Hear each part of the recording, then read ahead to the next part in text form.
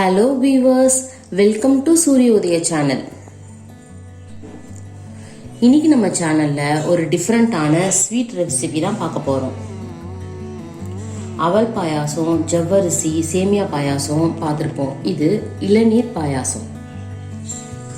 அதுக்கு தேவையான பொருட்கள்: ஒரு டம்ளர் பால், காய்ச்சாத பால் தான் எடுத்திருக்கேன், இளநீரோட வழுக்க, முந்திரி பருப்பு, ஏலக்காய் பொடி, இளநீர், நெய், பனவெல்லம். ஃபர்ஸ்ட் நம்ம பால் காய்ச்சிக்கலாம்.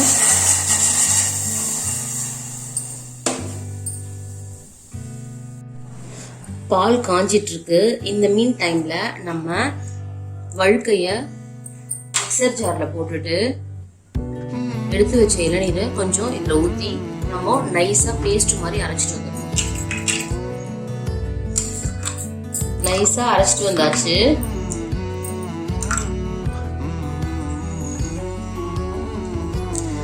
பால் நல்லா காஞ்சிருச்சு. இந்த ஸ்டேஜ்ல நம்ம 1 டேபிள் ஸ்பூன் கண்டென்ஸ்டு மில்க் ஊத்திக்கலாம். இது ஆப்ஷனல் தான், இருந்துச்சுன்னா ஊத்திக்கோங்க, இல்லாட்டி வேண்டாம். ஸ்வீட்னஸ் கொடுக்கும், நல்ல டேஸ்ட் கொடுக்கும். இது நல்ல ஒரு ஃப்ளேவர் இருக்கும்.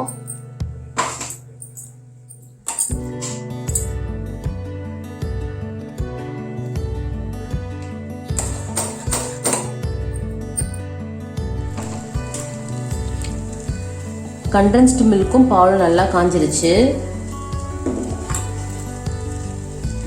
இப்போ அடுப்பை நம்ம அணைச்சிடலாம். பால் காய வச்சு ஆற வச்சிருக்கோம். ஆறட்டும். கடைசியாக தான் நம்ம இளநீர், பனவெல்லாம் சேர்க்கணும். இப்போ நம்ம பாயாசம் முந்திரி பருப்பு வறுத்து கொட்டிக்கலாம். ஃபர்ஸ்ட் 1 டேபிள் ஸ்பூன் நெய் ஊற்றிக்கோங்க. முந்திரி பருப்பு,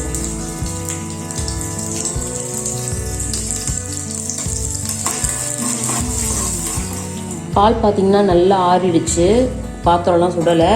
ஸோ இந்த ஸ்டேஜில் நம்ம ஒரு பிஞ்ச் ஏலக்காய் தூள்,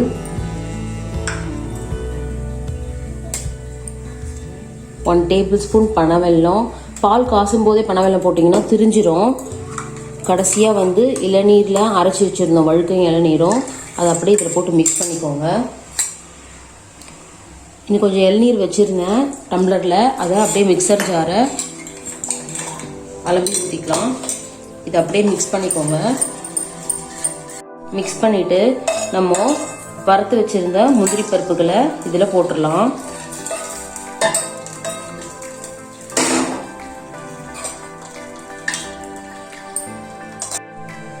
சுவையான அட்டகாசமான இளநீர் பாயாசம் ரெடி ஆயிடுச்சு. இதை வீட்டில் நீங்கள் ட்ரை பண்ணி பார்த்துட்டு எப்படி இருந்துச்சுன்னு கமெண்ட் பண்ணுங்க. இந்த வீடியோ உங்களுக்கு பிடிச்சிருந்ததுன்னா லைக் பண்ணுங்க, ஷேர் பண்ணுங்க. மறக்காம நம்ம சேனலை சப்ஸ்கிரைப் பண்ணிடுங்க.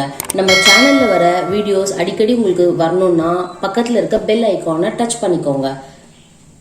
தேங்க்யூ.